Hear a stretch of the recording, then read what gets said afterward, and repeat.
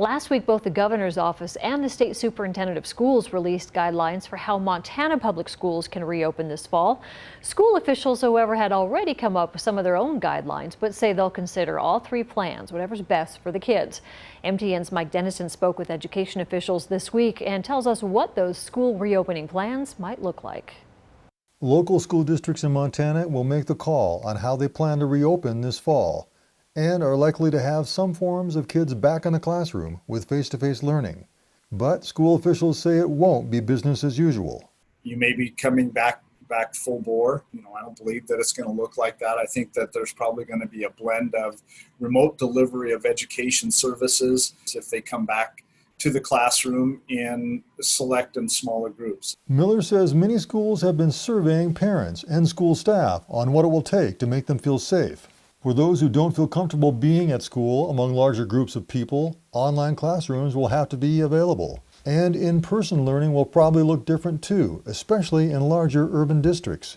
If you've got a group of 30 students together, don't slice that deck and resort it 6 or 7 times a day, or you will not be able to track who saw who and who was in proximity to whom, and you won't have an effective way of isolating the impact of a positive COVID infection. That means kids may be in one classroom for most of the day, with different teachers coming to them for different subjects. For classes not everyone takes, like foreign languages or advanced placement, those may go online only.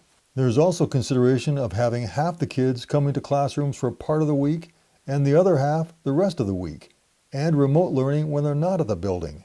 School officials also say you'll see lots of cleaning of facilities and other preventative steps, like temperature checks.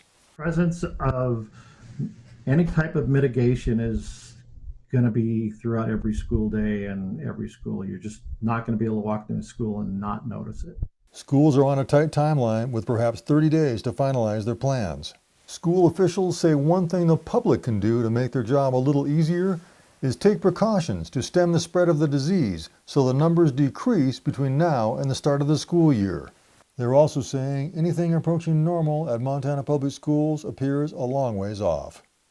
And we haven't even talked about one other aspect. How much more is this new normal at Montana schools going to cost? One estimate places it at $70 million for this coming year.